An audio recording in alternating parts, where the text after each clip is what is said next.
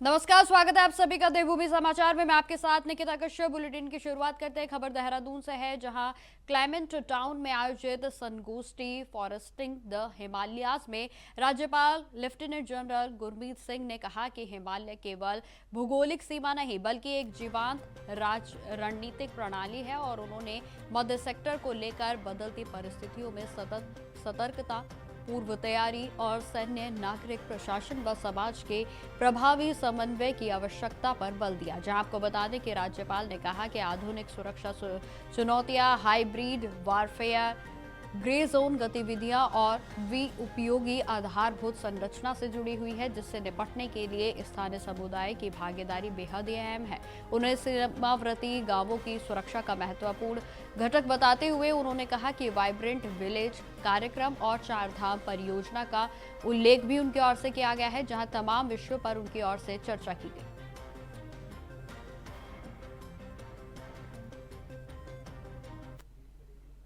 खबरों में आगे बढ़ते हैं। उत्तराखंड में उर्मिला और बीजेपी से निष्कासित विधायक सुरेश राठौर से जुड़े ऑडियो मामले में लगातार नए खुलासे सामने आ रहे हैं। इस प्रकरण में सवाल उठने लगे हैं कि उर्मिला कथित भगवाधारी दर्शन भारती के संपर्क में आखिर आई कैसे, और साथ ही यह भी चर्चा का विषय बना हुआ है कि यदि उर्मिला के पास अंकिता भंडारी मामले से जुड़े कोई सबूत थे तो वह सीधे एसआईटी से संपर्क में क्यों नहीं उनकी ओर से किया गया। उत्तराखंड के इस चर्चित मामले पर इंडिया वॉइस के चैनल हेड अवनीश प्रेमी ने वरिष्ठ पत्रकार राजीव नयन बहुगुणा से खास बातचीत की। इस दौरान उन्होंने क्या कुछ कहा, आप सुनिए।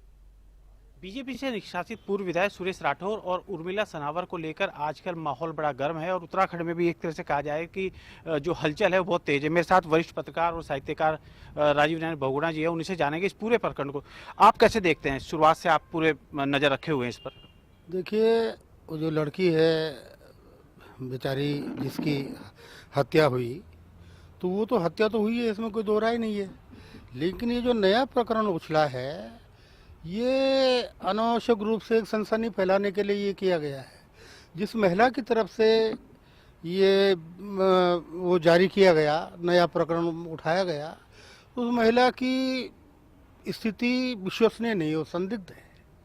और वो भी जो सज्जन कह रहे हैं उसमें ऑडियो में, तो भी मेरे ख्याल से नशे में कुछ कह रहे हैं, कुछ कह रहे हैं, दो आदमियों के आपस की बातचीत है।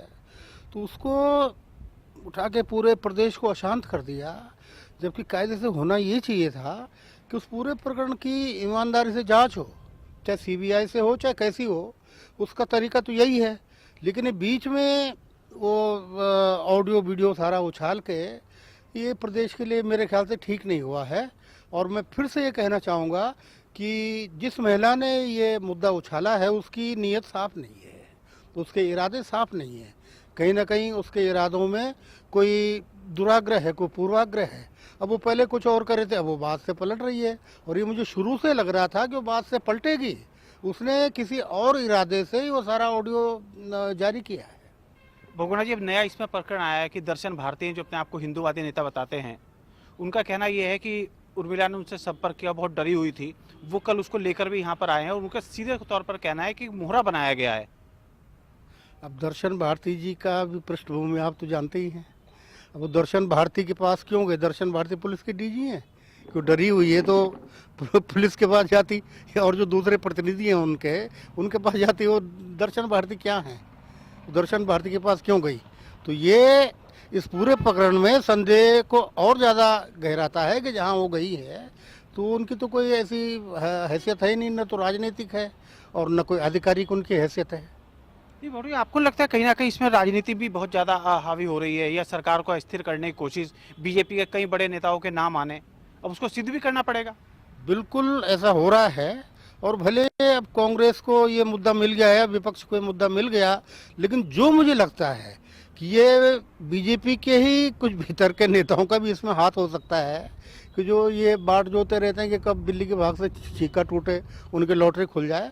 तो मुझे इसमें बीजेपी की आंतरिक राजनीति भी मालूम पड़ती है। मतलब सीएम को हटाने की साजिश टाइप। मुझे ऐसा लगता है क्योंकि बीजेपी के ही खेमे से ये, अब वो भले जो विधायक हैं, पूर्व विधायक, वो अब बीजेपी में नहीं है, लेकिन हैं तो उसी परिवार के, उसी पृष्ठभूमि के हैं। जो महिला हैं वो भी उसी पृष्ठभूमि के हैं। तो हो सकता है, ये भी हो सकता है कि उनका किसी ने इस्तेमाल किया हो और इस तरह से उसको सीएम को या सरकार को अस्थिर करने के लिए ये मामला अचानक उछाला गया हो। जिन नेताओं के नाम आए हैं, पार्टी को प्रारंभिक तौर पर उनके खिलाफ ही जांच बैठानी चाहिए थी या उनको पार्टी से हटाना चाहिए था, लेकिन नहीं हटाया गया। अब इसका तरीका ये कि उनके जांच बिठाई जाए। अब वो तो कह रहे हैं कि हम नहीं थे, उन्होंने, एक ने तो वहाँ कोर्ट में भी मुकदमा दायर किया है। तो वो कितनी उनकी बात में सच्चाई है। अब नाम तो आप किसी का भी उछाल सकते हैं। ऐसा मैं नहीं कह रहा हूँ कि वो नहीं हो सकता है कि वो रहे हों, लेकिन वो रहे हों इस बात की तो कोई गारंटी है नहीं। कोई उनका विजुअल नहीं है, कोई ऐसा सबूत नहीं है। तो उसकी ईमानदारी से ये भी जांच होनी चाहिए कि उसमें वो इन्वॉल्व थे या नहीं थे। आपको इस पूरे प्रकरण में क्या लगता है? मुझे ये पूरा प्रकरण जो अभी उछला है ये मुझे संदिग्ध लगता है। केवल जो अभागी लड़की मारी गई उसकी मौत असंदिग्ध है, इसमें कोई दो राय नहीं है कि उसके साथ उसकी हत्या हुई है। और क्या क्या हुआ उसके साथ ये तो नहीं बता सकता, लेकिन हत्या हुई ये इसमें कोई दो राय नहीं है। लेकिन इसके बाद जो प्रकरण उछलते रहे हैं तो ये प्रकरण मैं इनको विश्वसनीय नहीं मानता हूँ, ये संदेह के घेरे में है। लोगों ने, ये बड़ा आंदोलन चल रहा है पूरे प्रदेश में, महिलाएं बहुत गुस्से में हैं। उत्तरकाशी हो, मैदानी जिले हो, जौनसार हो, कुमाऊं हो, सब जगह बहुत ज़बरदस्त प्रदर्शन है। कल सीएम साहब भी मीडिया के सामने आए, उन्होंने कहा कि नहीं, यार जो सीबीआई जांच है तो हम कराने को तैयार है, लेकिन जो अंकिता के परिवार वाले हैं पहले वो उनसे बात करेंगे। आप इस बयान को कैसे ले रहे हैं? देखिए, महिलाओं का या जनता का आक्रोश जायज़ है कि इस तरह से एक मासूम लड़की मारी गई और उसका अभी तक कोई नतीजा नहीं निकला। जांच में अदालत ने भी ये माना कि कोई वीआईपी था, कोई व्यक्ति था कि जिसके साथ हम बिस्तर होने को या जिसे स्पेशल सर्विस जिसे वो कह रहे हैं उस पर दबाव डाला गया, लेकिन वो कौन था ये अभी तक कोई स्पष्ट नहीं हुआ है। ये साफ होना चाहिए पहले तो कि वो था कौन। नहीं, पुलिस की तरफ से तो बयान आया, एसआईटी की तरफ से कोई वीआईपी नहीं था, जबकि हमारे पास भी कॉपी है जो बयान है अंकिता के जो दोस्त थे, उन्होंने साफ तौर पर कहा कि हाँ वीआईपी था। उसने हाई कोर्ट में भी बयान दिया है। पुलिस की जो है, तो अगर जांच फेयर होती या पुलिस की जांच विश्वसनीय होती तो फिर सीबीआई की मांग क्यों उठती। पुलिस की जांच में तो झोल है ना, तो शुरू से झोल है। तो पुलिस की जो जांच रिपोर्ट है, एसआईटी की जो जांच रिपोर्ट है, उस पर आह मूंद कर भरोसा नहीं किया जा सकता। वीआईपी कोई ना कोई तो था, क्योंकि जब वो लड़की खुद कह रही है जिसकी हत्या हुई, तो सबसे ज़्यादा ऑथेंटिक तो उसी का बयान है जो उसने दिया है अपने किसी मित्र को। और जहाँ तक सीएम साहब की बात है, वो उनको जांच करवानी चाहिए इसकी सीबीआई से। उसके माता पिता से या उसके घर वालों से मिलके क्या वो तय करेंगे, उनको खुद ही इसकी जांच करनी चाहिए। इसी में उनकी छवि के लिए यही बेहतर है। भाई, आप सीबीआई की जांच से बच रहे हैं तो ये तो संदेह आप पे गहराता जा रहा है कि कोई ना कोई फिर इसमें था इन्वॉल्व आपकी पार्टी का। मुझे इस तरह के प्रकरणों से कहीं ना कहीं उत्तराखंड की छवि बड़ी खराब हो रही है। दिल्ली तक में धरना प्रदर्शन चल रहे हैं। बिल्कुल छवि खराब हो रही है, और उत्तराखंड की ऐसी परंपरा नहीं थी। ये जो रिजॉर्ट कल्चर यहाँ पनप रहा है, तो ये इस पर भी ध्यान देने की, लगाम लगाने की ज़रूरत है कि जहाँ इस तरह से एकांत जगहों में, जंगलों में आप रिजॉर्ट खोल रहे हैं, वहाँ हो क्या रहा है उनकी समय समय पे जांच होनी चाहिए। ऐसे अंधाधुंध रिजॉर्ट कहाँ कहाँ लोगों ने खोले हैं, तो वहाँ कुछ न कुछ ऐसी गतिविधियाँ तो चल रही हैं, तो इन पे लगाम लगाने की ज़रूरत है। ये थे राजीव रैना बहुगुणा, जिनका कहना था कि जो रिजॉर्ट भी हैं उनकी भी जांच होनी चाहिए, किस तरह की गतिविधियां वहां पर चल रही हैं। देहरादून से इंडिया वॉइस के लिए कैमरामैन हर्ष उनियाल के साथ अवरीश प्रेमी। तो खबरें लगातार जारी रहेंगी, फिलहाल रुकते छोटे से ब्रेक के लिए।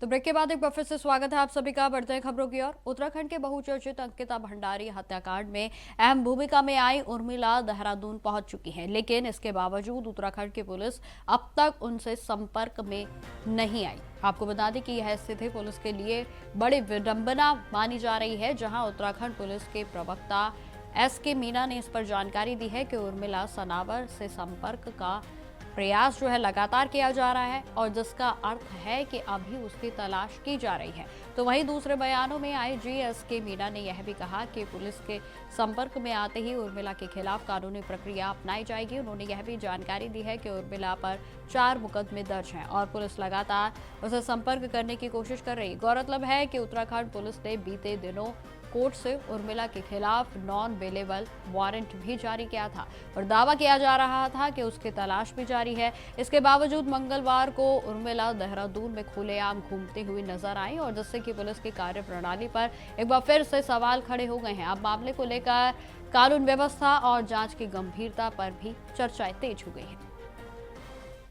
नहीं देखिए, हम लोग लगातार उनसे संपर्क करने की कोशिश कर रहे थे और उनसे जो एविडेंस उन्होंने एक जनरेट किया है या जो उन्होंने दावा किया है उसके बारे में जानकारी करने की कोशिश कर रहे थे। और उसमें कई सारे मामले भी दर्ज अलग अलग थानों में हुए हैं, उनकी जांच चल रही है और उस जांच के संदर्भ में हम लोग उनसे संपर्क करने की लगातार कोशिश कर रहे हैं। हमारे संपर्क में जैसे ही वो आती है जो कानूनी प्रक्रिया है वो अपनाई जाएगी। कांग्रेस के मुख्यालय में आयोजित प्रेस वार्ता में कांग्रेस के प्रदेश अध्यक्ष गणेश गोदियाल ने मुख्यमंत्री पुष्कर सिंह धामी के द्वारा अंकिता भंडारी मामले में की गई हालिया प्रेस वार्ता पर कई गंभीर सवाल खड़े कर दिए हैं। उन्होंने कहा कि मुख्यमंत्री जिस तैयारी के साथ प्रेस वार्ता में आए थे उसके बावजूद कई अहम सवाल अनुत्तरित रह गए और जहां उन्होंने यह भी कहा कि सरकार से जो प्रश्न कल किए गए थे वे आज भी उतने ही जायज हैं, लेकिन उनका स्पष्ट जवाब अभी तक नहीं दिया जा रहा।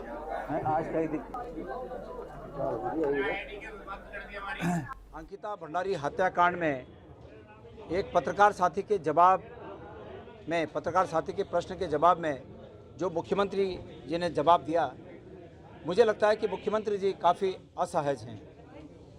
और मुख्यमंत्री जी असहज इसलिए हैं कि अंकिता भंडारी हत्याकांड में पहले दिन से उनके द्वारा इस मामले को डाइवर्ट करने की कोशिश की जा रही है, जांच को प्रभावित करने की कोशिश की जा रही है, सबूतों को मिटाए जाने का काम किया जा रहा है।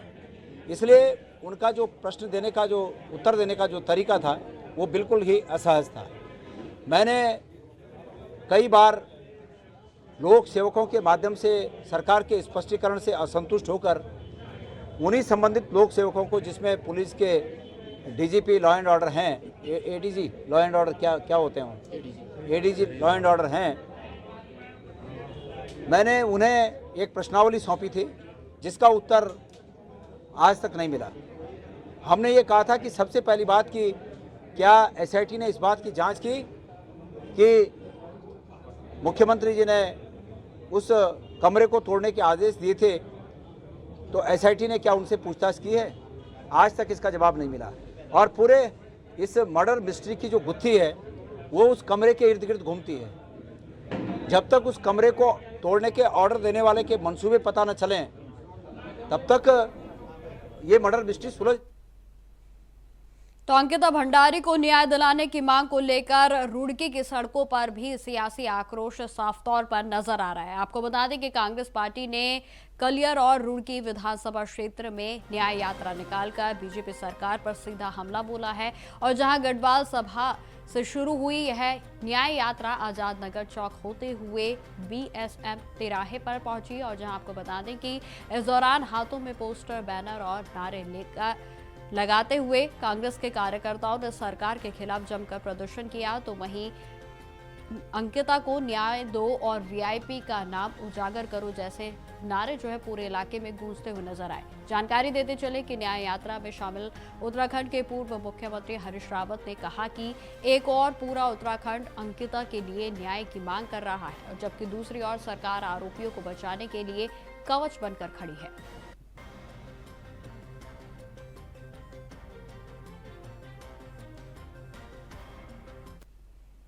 खबरों में आगे बढ़ते हैं। कैबिनेट मंत्री गणेश जोशी ने आज गुचपानी चौक पर स्थित हिल माउंट स्कूल के प्रांगण में मसूरी विधानसभा क्षेत्र के अनारवाला और मालसी मोटर मार्ग पर पुनर्निर्माण का कार्य का विधिवत शिलान्यास किया। आपको बताते चले कि यह कार्य 319.30 लाख की लागत से किया जाएगा और इस अवसर पर उन्होंने कहा कि सड़क के निर्माण में क्षेत्रीय लोगों को बेहतर यातायात सुविधा मिलेगी, तो वहीं स्थानीय निवासियों को साथ साथ जो है पर्यटकों के भी सीधा उनसे लाभ अपना होगा। जहां स्थान गणेश ग्रहण जोशी करें ने मंच यह भी में। कहा है कि राज्य सरकार मान- मसूरी विधानसभा महानगर- क्षेत्र में आधारभूत ढांचे को मजबूत करने के लिए निरंतर कार्य कर रही है। सड़क, पेयजल, सीवर सहित पिछले अन्य 7-8 विकास वर्षों से कार्यों को लंबित थी। प्राथमिकता के किन्हीं आधार कारणों पर से पूरा किया जा रहा है महानगर और अब तक उपाध्यक्ष, जिला क्षेत्र में पंचायत 82 करोड़ से एवं अधिक जिला की पूर्व लागत जिला से विकास पंचायत कार्य भी संपन्न हो वरिष्ठ चुके हैं। कार्यकर्तागण और हमारे अभी भी जो है वो सैनिक की तरह दौड़ भाग करते रहते हैं।